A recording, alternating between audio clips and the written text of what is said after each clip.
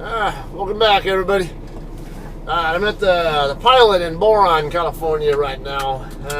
Wasn't expecting to be doing anything until tomorrow night when this load that I'm under right now delivers in Lancaster. Wasn't even planning to come through here, but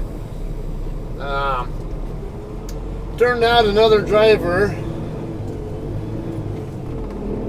wanted, I guess, is not completely certain that he can, that he has the hours to work with to get to the receiver, his receiver in Oakland on time.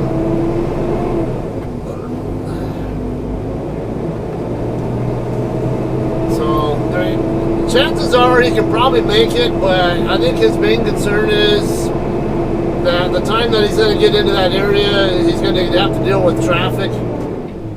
He has a Colorado area phone number, but he said he used to live in the Bay Area, so he knows what that traffic situation there is like. I don't need that falling.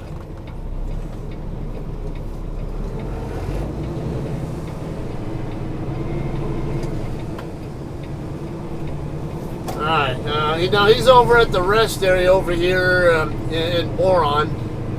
Westbound rest area, before I get into Edwards Air Force Base area. So that's where I'll be doing the swap. And I'll be running it all the way up into Oakland tonight. And then I'll make the delivery tomorrow morning. And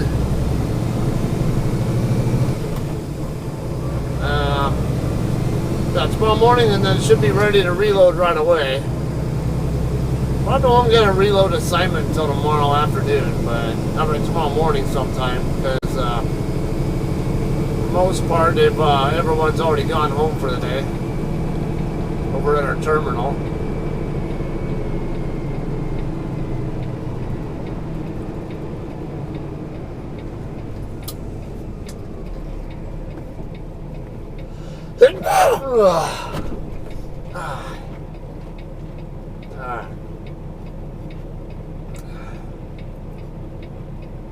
Yeah, I've been having a little bit of issues. Feeling a little cruddy over the last couple of days. I don't know what it is. I mean, could it be COVID? I don't know. It could, I guess, but it's not very strong symptoms, and I don't know. I think as long as I wear a mask, because it's. I think maybe I had a cold or something. So I was having a lot of sinusitis and mucus draining down into my throat, into my throat and stomach, and it was starting to upset my stomach. And I think between eating the sunflower seeds the way I do, because I'll have one seed that I'm eating, and then I'll have a handful of others sitting over here in the cheek between my teeth on my teeth and my cheek, whatever. Pocket area there. And I think while I'm doing that, and I breathe, as I'm breathing in and out, sometimes I think I'm breathing the fumes into my lungs, or the particles into my lungs, and it tends to irritate my lungs. So I had I had some more like a burning sensation in my lungs this morning. It's feeling better now, but it was, I would say, the worst last night going into this morning. Seemed to be okay though. I mean, it's not 100% right now for sure, but it's past the worst point from what I can tell. So just hoping it keeps progressing that way, whatever it is. They say, well, it could be a cold, it could be COVID, I don't know. I didn't know that congestion or sinus problems. Well, I know it's more respiratory, but that symptom specifically, I was not aware is actually one of the symptoms of COVID. And I don't have any of the symptoms that they recommend going to seek emergency care for, so I'm not worried about that. My daughter took my temp with a thermometer last night. my temp was fine, but my wife said later on that she could tell I was hot. I don't know. Do better today. I don't think that the 8-builder could do its job.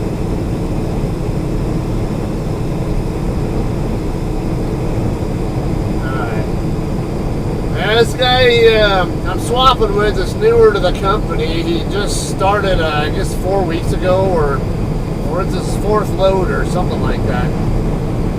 Very new to the company. I don't know what other experience he has prior to coming here. But he says he's running on recaps right now, and he would have to wait until, I mean, he said he ran himself out of hours when he shut down over here at the rest area. He's still 360 miles out, so we're talking a good 7-hour drive. And if he gets his recaps back at 10 o'clock tonight Pacific time,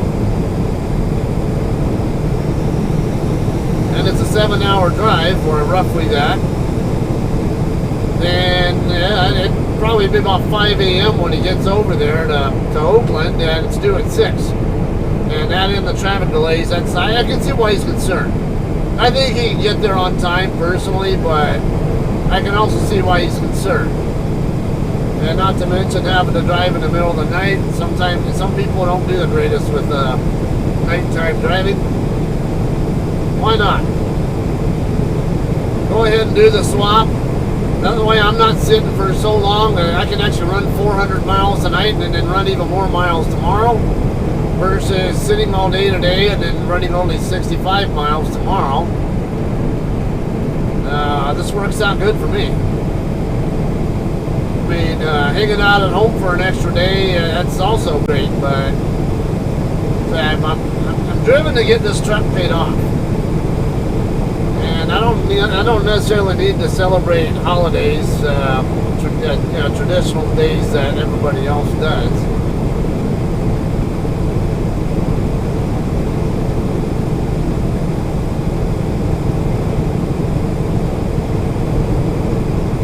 Got the new loves up here in Boron coming up, and not too much further down the road from that is where the rest area is at. That the driver I'll be swapping with will be. Gave him a 1600 ETA, and probably could have beat that ETA if the clown there in the fuel island in front of me hadn't taken so damn long to do what he had to do. But like, I'm not in a hurry. And there's nobody in line behind me. Screw it. I don't need to make a big stink out of it. Get up there when I get up there.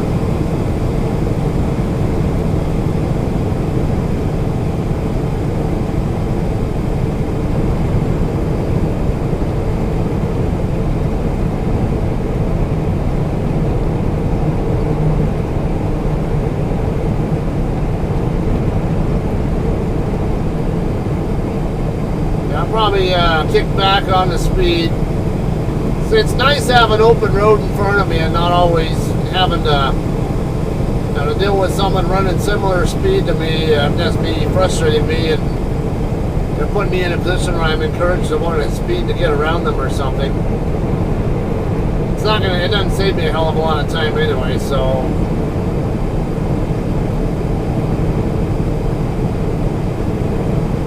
Trying to get myself back in the habit of getting a little bit closer to the speed limit. Fewer problems that way. Also have fewer concerns to deal with my with JCT's safety guy. He's a bit notorious. I'll put it that way. He's a good guy, but he's a bit notorious for being a hard ass on people. And I mean, when I get speeding tickets or whatever. I don't know if he is that way because he's being compelled to be that way by upper management, or if that's just the way he is. So I don't want to sit there and talk crap on him, because I've talked to him in a non-safety related environment. He's a decent guy. You just got to get to know him, and he's really into woodworking, and yeah, he's really good with wood. I mean, it's anything wood related. got some pretty impressive stuff.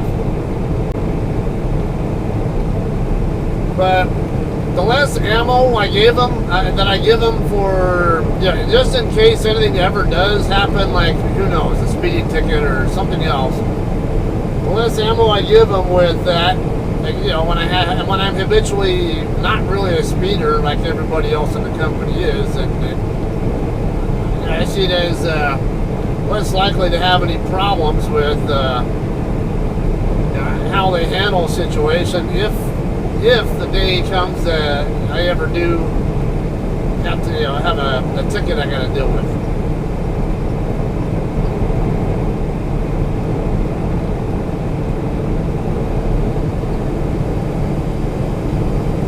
I just got past the exit for the Loves. Not too many more miles up the road for the rest area. Looks like I'm going to be there right about 1600, just like I told them. Somewhere there about, maybe a hair later or something, but I forget how many miles it is from here to the rest area. Anyway, yeah, this video I'll do, we'll make it about an hour or so long, whatever. Maybe get past the Tehachapi Scales or somewhere in that ballpark, get over near Tehachapi, and then I'll probably end the video. And then I'll have more footage. Probably, I don't know if I will tonight. I might. Yeah, I might do some footage showing up in Oakland tonight, and then do a continuation of it tomorrow morning when I make the delivery. I did find out from him that the load is going to PCC, which is Pacific Coast Container. We have several customers we go to right there in that same area of Oakland, but that one specifically is, that's the one that everybody hates most. I got lucky last time I went there. I had, they gave me a dock door where I could kind of set up an offset blind side into my door by going, basically go around the containers that are parked across the lane from the doors.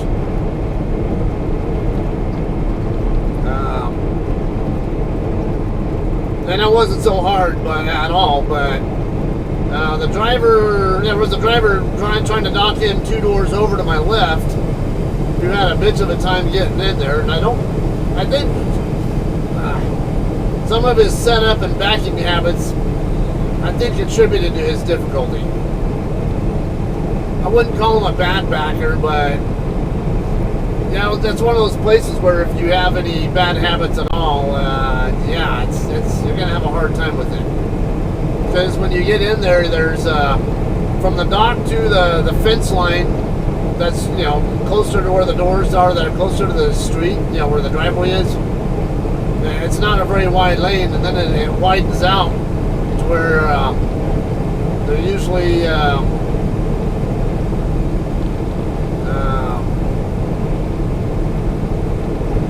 what is it? There are containers normally parked over there. At least there were last time I was there. I heard a rumor that they aren't parking those containers anymore, but I could be wrong. If they did move them, great. That's even more room to work with there for the backings. But if not, I'll just probably have a fun video to show what kind of a pain in the ass that place can be for backing.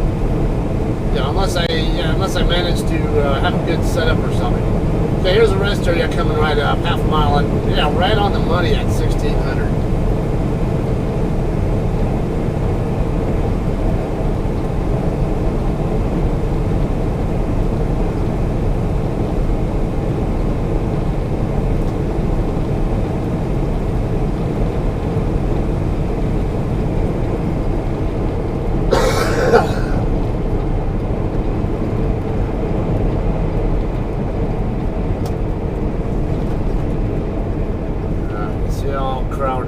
I see his trailer right now.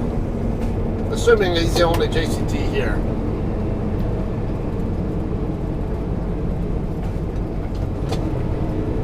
Now, it looks like the spot right next to him is open, so just go ahead and put it right there.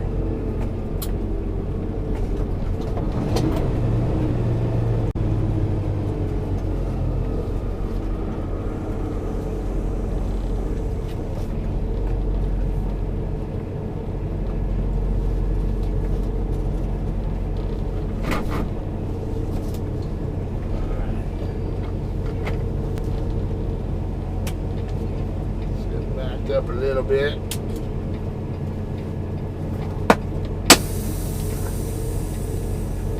What? The hell's up with that? I'm going to set the parking brake for the trailer, and it didn't want to. It was still rolling back on me. Maybe you give it a. All right, now we're good. I wanted to make sure I can back into the trailer with the tractor. Not forced to move. Come on, what is this shit? What is the rest brake? All right. Yeah, I wanted to have the trailer brake set so I can back into the trailer and make sure there's no binding on between the kingpin and fifth wheel. It's especially a problem when when you stop going forward. I mean, when you're going forward and you come to a stop, then it's naturally already going to be binding on it. So it's good to set the trailer brakes back up so it unbinds it, and then set your tractor brakes in. All right, anyway, let me get hold of this guy.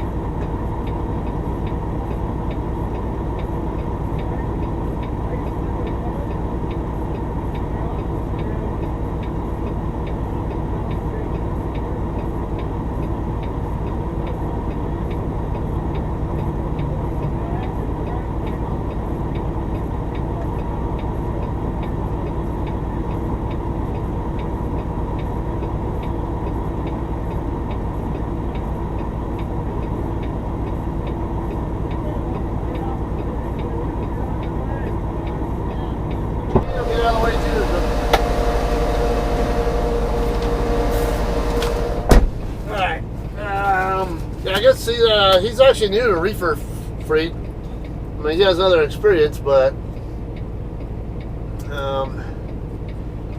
this is his fourth load with JCT. Rest area. Westbound. Boron, California. Oops. Damn it, come on.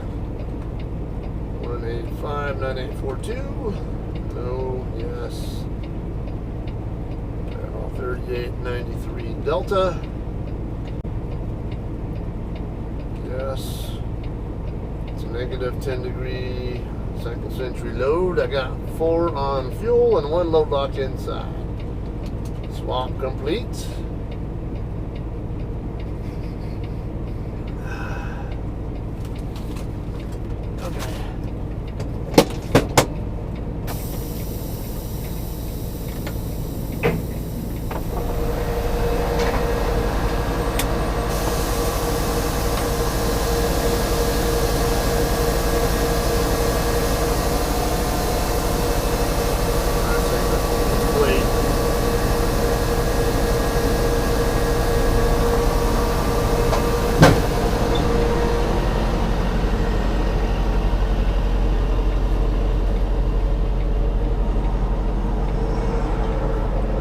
This way, get my drive axles in front of the trailer, then I'll rotate back.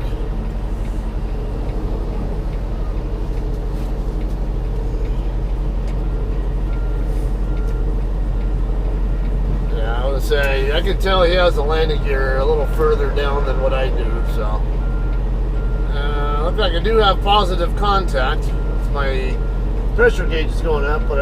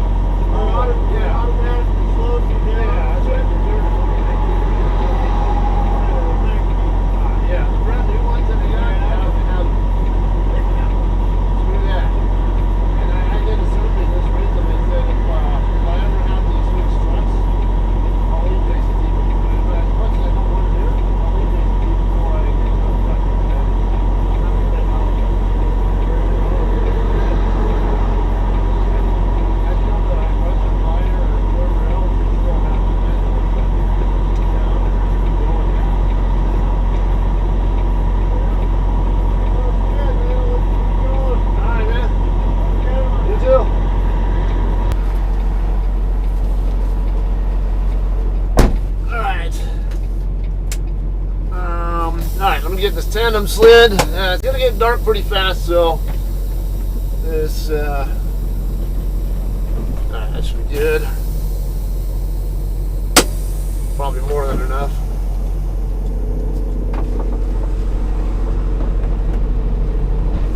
Alright, locked in there. Okay. Tandems are good. He had them at 41 feet, so I moved them. Yeah, it's a light load.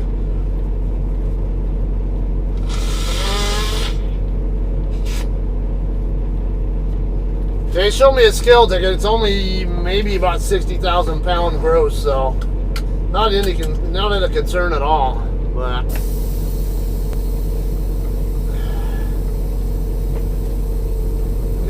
backing into that spot now on the other side of the load.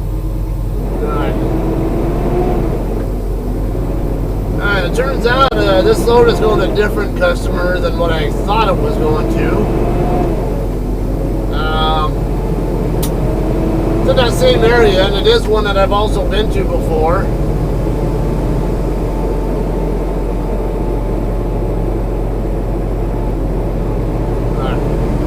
My hood mirror to check traffic back there on the auto side of the rest area.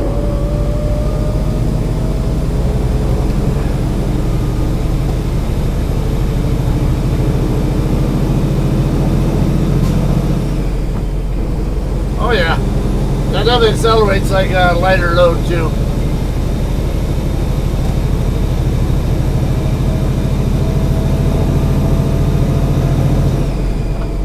Killing a little bit of time there might help with getting through that Highway 58 and 99 interchange more easily too. Yeah, this time of day it's probably bogged down over there.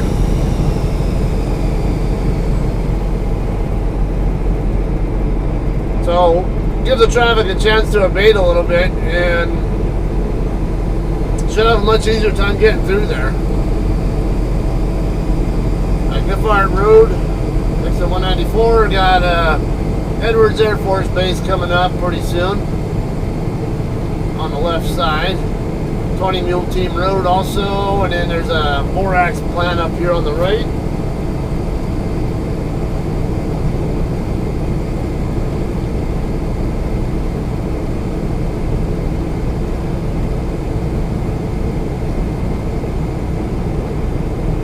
All the haze over there. Can't tell if that's smoke from fires or if that's smog or what. It's a little bit thinner down there to the south, going down toward Lancaster and Palmdale. Then it gets thicker right over here up ahead by Mojave and the Tehachapi Pass area. I do see clouds up there ahead though. So I mean, it could be foggy condition. I don't know, but I'm guessing it's haze. I don't know what we have going on for wildfires now. I haven't paid much attention to them since they haven't been really in the spotlight lately. So guessing it's smog, but you never know.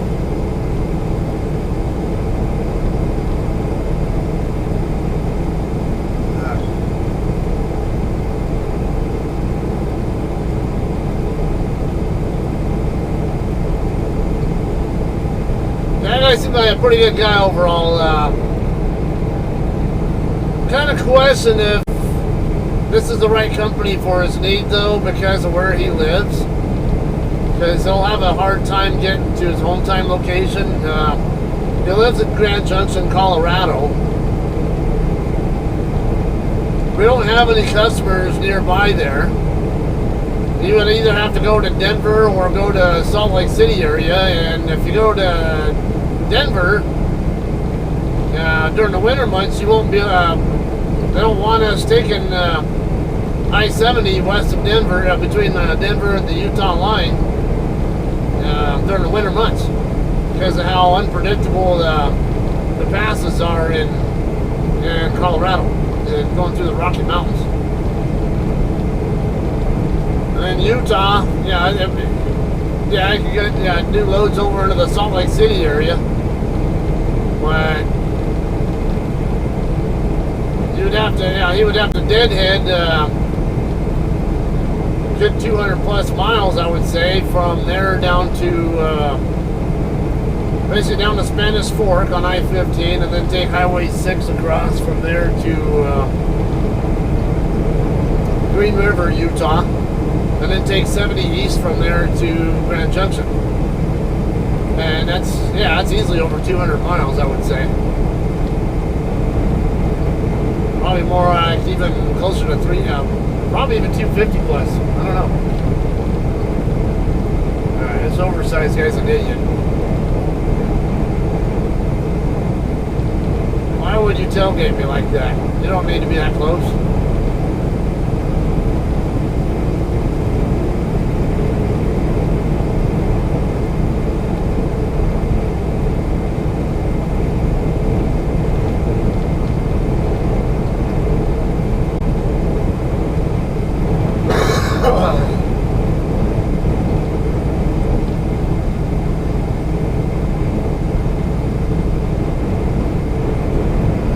So the customer that this load is going to is literally right off the 7th Street exit there in Oakland, off 880,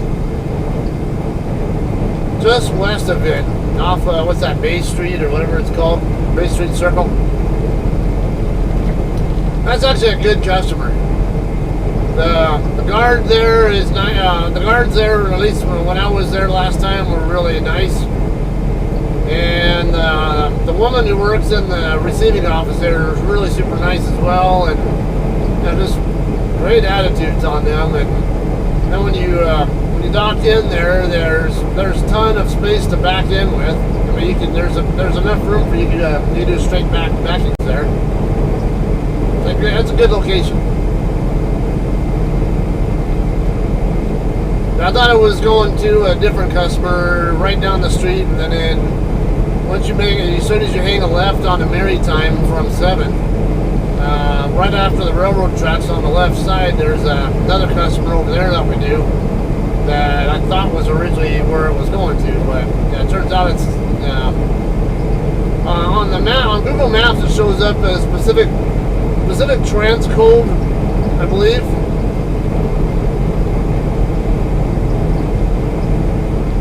It's like 737 Bay Street Circle or something like that.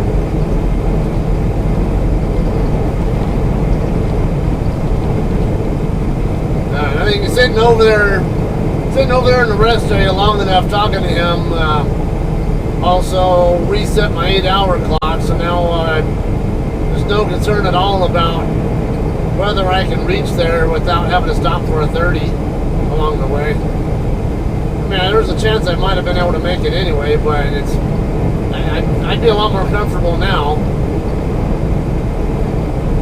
because I know I can get there without needing a 30 with this distance to cover.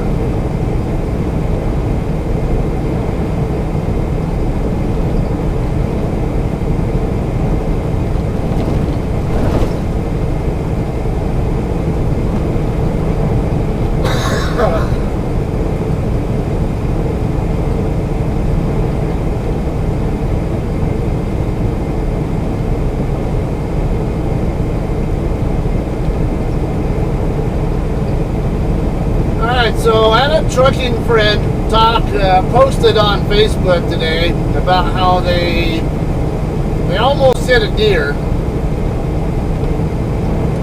and they talked about how it sounded like they were slowing down and changing lanes at the same time to avoid hitting it. They were successful in avoiding it, but then I was like, you'd be very careful with that, because what you just did there, slowing down and, turning the steering wheel at the same time, that's what you call a double momentum shift. So one momentum shift is accelerating, decelerating, and the second momentum shift is going straight to being in a turn of some sort. When you have both those going on when you're in a truck, there's a higher risk of you rolling the truck over. They teach that in CDL school, and you want to make sure you don't do that if you can avoid it. You can do that within limits. within reason, but if you have to swerve, just hit the damn deer. It'll trash up the front of your truck, but so what? At least you won't have your load all over the road, and you won't be getting fired for rolling the truck. Because damage from deer and other animal strikes are considered non-avoidable accidents. So you won't get any trouble over that. If you have to, that's what you have to do to avoid crashing or causing a crash with other people. Then sometimes you have to do it. Now, they also mentioned about how they had to take time to look over in their rear view mirror to double check that it was safe to move over. And I got on their case about that as well, because I said if you don't already know that space is available to you, then that's a good sign, that's a good hint that you're not paying enough attention to your mirrors. If you're waiting until you're already in a situation to look over there, it's already too late. You should already know what's going on over there, if it's clear or not, without even using the mirror, and then you just use the mirror at the same time to verify, when you're in an emergency situation like that.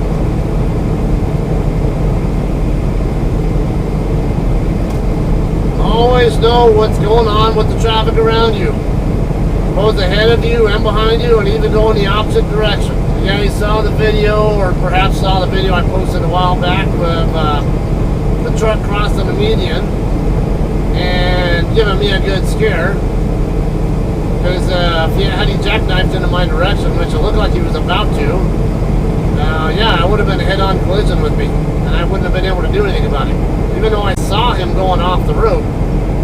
And when I saw him going off the road, he was between 1.5 mile up ahead of me. So you'd be surprised at how quickly the situation can change with traffic going the opposite direction. When you're both doing about 60 miles an hour, I'd have to do you pull out the calculator to get the feet per second on that, but I think I've calculated it to be about, if you need about 600 feet of space to slow down, to come to a stop, and the other driver going the other way needs that much space, that could be about 1,200 feet right there from full speed to dead stop. 1,200 feet, that's damn near 1/4 mile. 1320 is 1/4 mile. So that's only 120 feet short of 1/4 mile.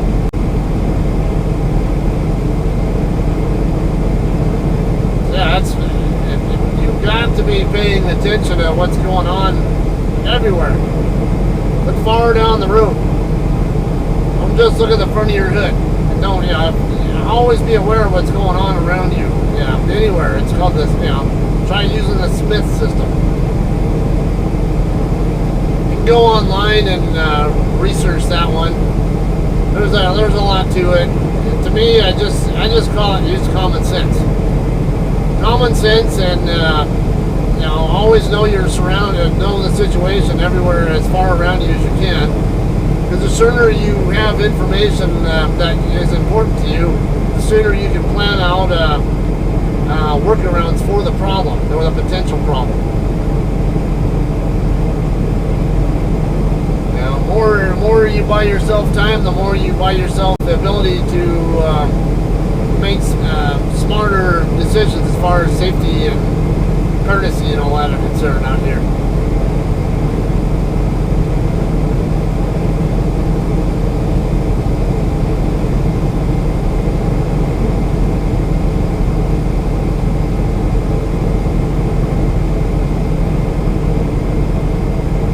It's going to get dark here pretty soon. I have my dash cam display turned off. I have no way to know how well that camera can see me, because the LCD display on it's on the other side where I can't see it. And this one I can tell there's still some light to work with, but it's going down fast. So be ending this video pretty soon. Maybe when I get over here to Mojave or something, when I start to climb the Tehachapi Pass, I'll end the video and then have some more coverage for you guys when I get to Oakland.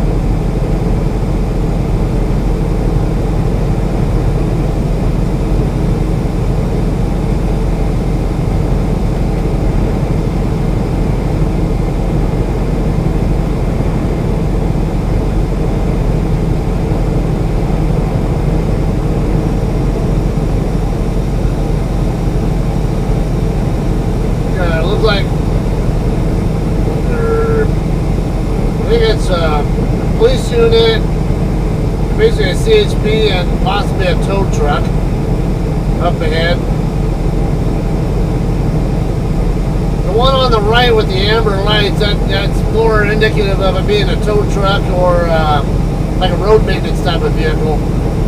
And the fact the other one has blue lights and all is an automatic in California, is that it's a law enforcement person, because law enforcement personnel are the only ones who have blue lights on their cars. Fire and EMS types, they're only red lights. They don't have blue. And then maintenance or tow truck types, they only have amber. That's it.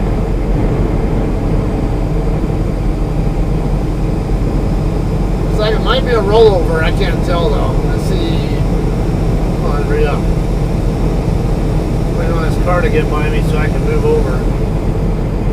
I can't tell what's going on over there, but I see something. It looks like a flatbed there. Looks like like an automotive duty flatbed. Okay, it's an RV. Probably just to say, no, that's a wrecker. Okay, it's a medium duty wrecker. Probably just disabled or something. I don't know.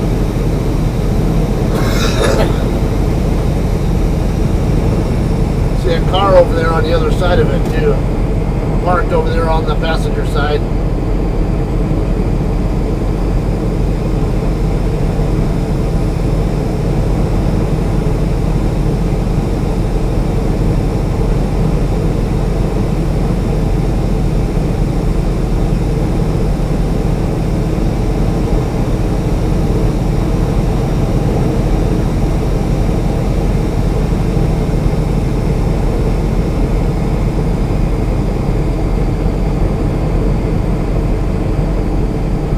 Contractor pulling one of our trailers over there going the other way.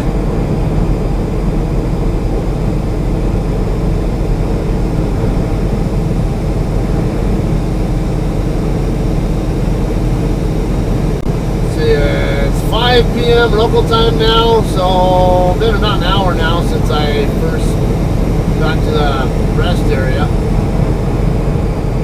Probably been a little over an hour before I get to Highway 99.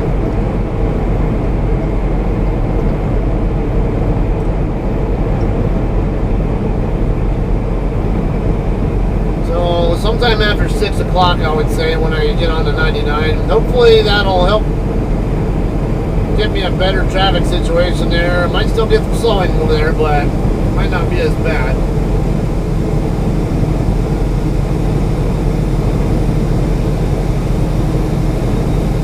Out where the source is of all this haze. I don't know if it's wildfire or just smog or what.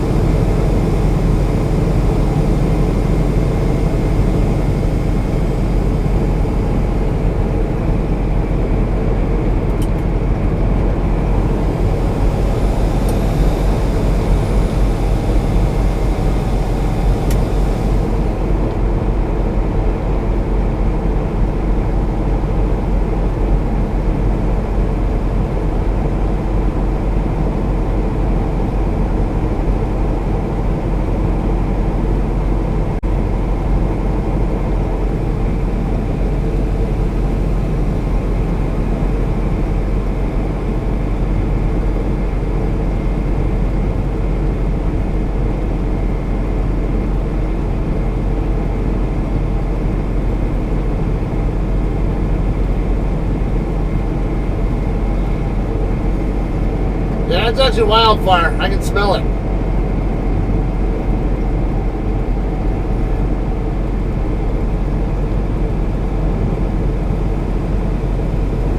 So now the question is, where is it?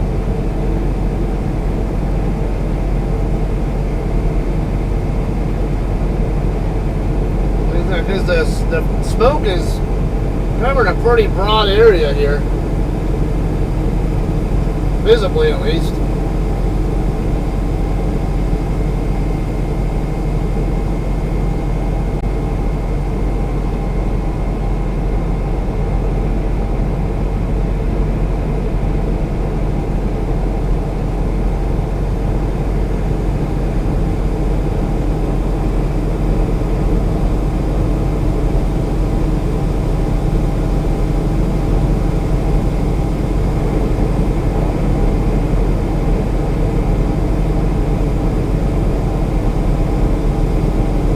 Starting to get dark pretty quickly here, so how about this? I'm gonna go ahead and end the video here.